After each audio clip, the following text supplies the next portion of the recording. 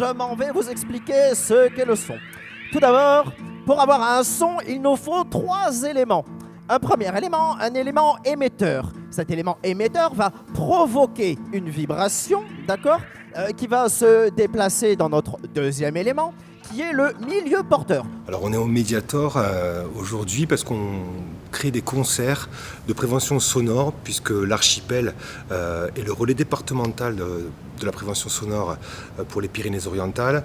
Et avec nos collègues du réseau Octopus, on a créé cette journée où on fait venir le groupe Béni qui vient de Montpellier et de Nîmes. Il est clair que c'est dangereux de faire n'importe quoi avec ses oreilles et qu'on peut en souffrir après toute sa vie avec des acouphènes, etc. Et donc il est très important qu'on éduque nos enfants et nos jeunes adultes là-dessus afin qu'ils puissent se protéger.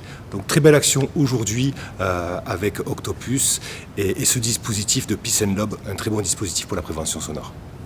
Les bouchons d'oreille, vous les trouverez... Alors, quand même, un des grands avantages du bouchon d'oreille, c'est que ça coûte très peu cher, ça se met dans la poche, ça se sort n'importe où, c'est discret. Ouais, je prie les grands dieux, toi tu restes au fond de mes yeux, une esquive de la main me glisse sur tes cheveux peints.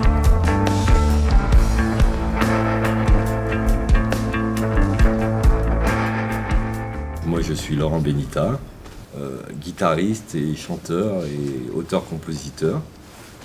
À ma droite, Fabien Tolosa, batteur, bruitiste, de temps en temps arrangeur pour le projet de Laurent Benita, entre autres.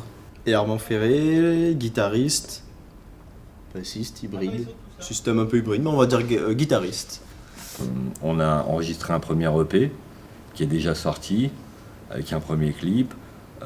Et puis là, on a monté le spectacle et on commence à faire des dates. Ouais. Nous, on a tous été confrontés à des problèmes d'oreille et que personne nous en a parlé quand on était gamin, évidemment. Donc on a pris cet angle-là pour travailler sur ce spectacle.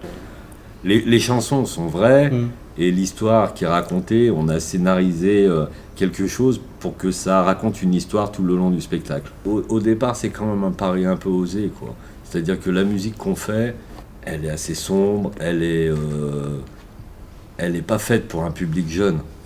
Et l'idée, nous on s'est entêtés en se disant, on fait un spectacle, mais on n'essaie pas de se dire que les gamins sont pas capables d'entendre ça, et on y va et on essaie de construire un spectacle à partir de ces chansons-là.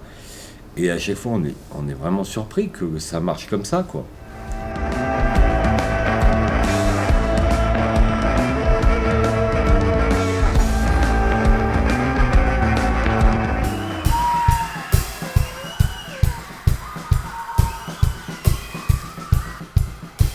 Très utile d'appréhender ces problèmes de risques auditifs à partir d'un concert très vivant, très rock, très animé, très vibrant, qui interpelle beaucoup les élèves sur ces dangers-là, qui sont très compliqués et qu'il est urgent de signaler pour éviter vraiment une perte d'audition qui est réversible. Honnêtement, c'était très bien. Je trouve que le fait de l'avoir monté en histoire, c'est plus compréhensif pour nous, des enfants. C'est éducatif, ça nous apprend beaucoup de choses malgré qu'on soit jeune. Et je pense que c'est de la bonne prévention et qu'il faudrait continuer à faire ça et plus en faire même. Oui, j'ai appris des choses sur l'oreille interne, sur le son et les densités, les intensités d'un son. Eh bien, j'ai adoré, et surtout quand on nous pose des questions et qu'on répond, j'ai adoré ça aussi. Voilà. Et puis j'aime bien la musique rock aussi, alors ça m'a plu. Oui, pour moi, ça a été très clair que ça peut causer des problèmes auditifs. Ça peut créer des sifflements dans les oreilles et tout. Le chapeau aux musiciens qui sont vraiment de remarquables musiciens et qui nous ont aussi conduits dans leur univers musical rock et très vibrant, très personnel et très documenté aussi. Voilà, donc vraiment un excellent moment.